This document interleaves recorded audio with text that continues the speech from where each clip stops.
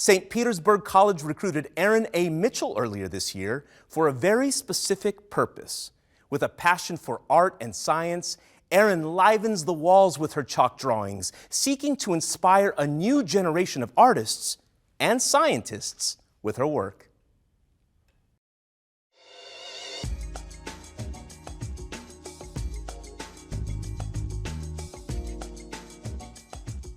My name is Eryn Mitchell. They started me as a lab assistant back in 2018, and I was here as a lab assistant until 2020, and the pandemic hit.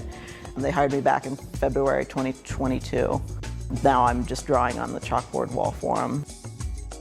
I've worked with pastels before, which is kind of similar to chalk, but not quite. But otherwise they were just like, we have this chalkboard wall, do you want to work on it? Yeah, it just kind of chose me.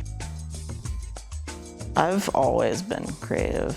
Been drawing pretty much since I could pick up a crayon. That's what my family always tells me. Oh, you're in biology? But you do so much art stuff. I'm like, yeah, I don't really get a big intersection there. Like, a lot of people ask when I graduate if I'm gonna do like textbook illustrations, medical illustration, that kind of thing. Illustration's a crossover.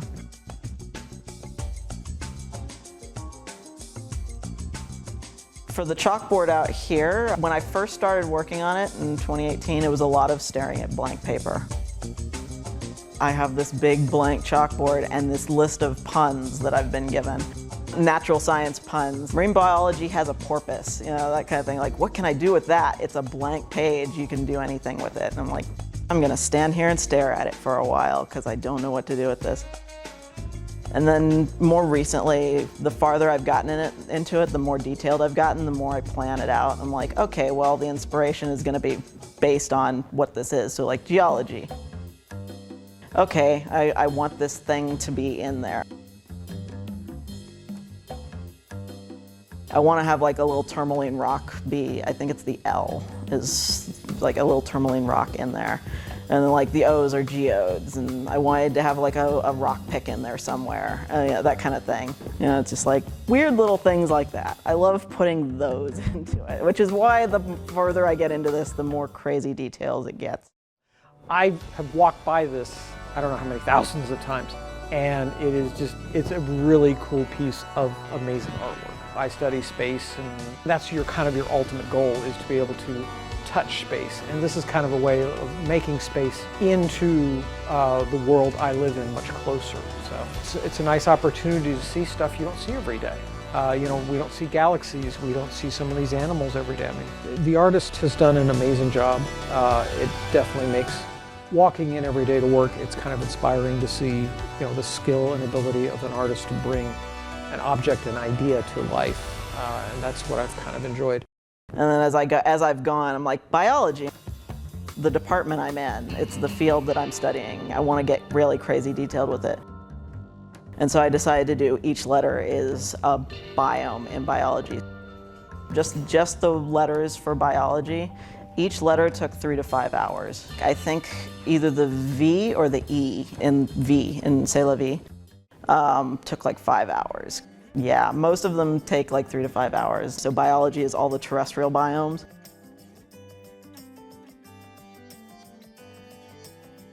And C'est la vie are all aquatic biomes. La is like just the sky. And then it's surrounded by just the ghosts of animals, basically. I'm so happy when I finally finish stuff.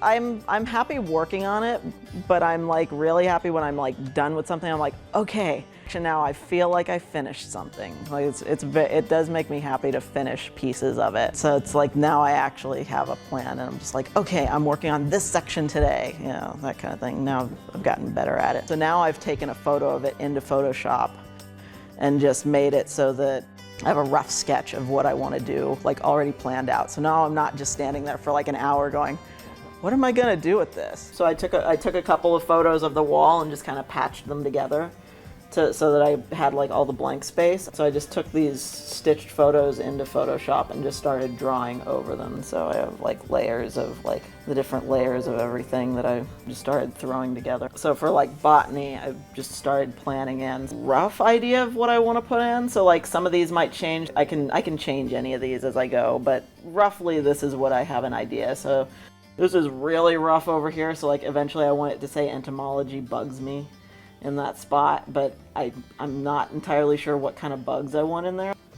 We'll take care of the details when I get to it, but for now it's like this is a rough. And you can kind of see it with the climate change in the astronomers section now, because that looks so much different from the fire and everything that I've got out here now. The globe that I'm working on right now for climate change, that I started that and took 4 hours, and then I had to erase it and then had to take another 5 hours to fix it, that kind of thing. It depends on what you're looking at.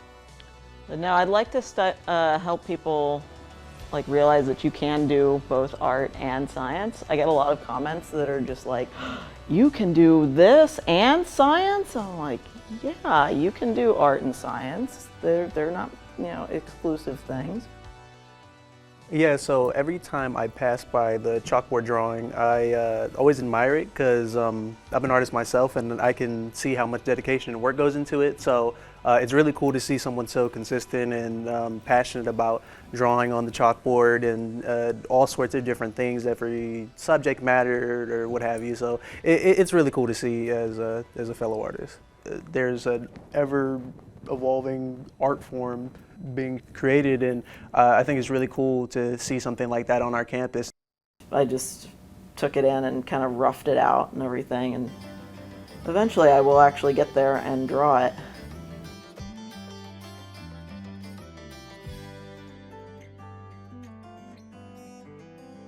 So it's like, I like putting things on there that look kind of different, find inspiration there.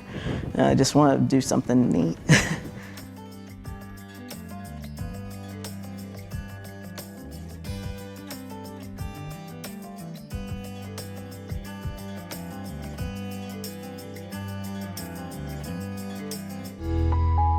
See more of her work at instagram.com/whogrooveson.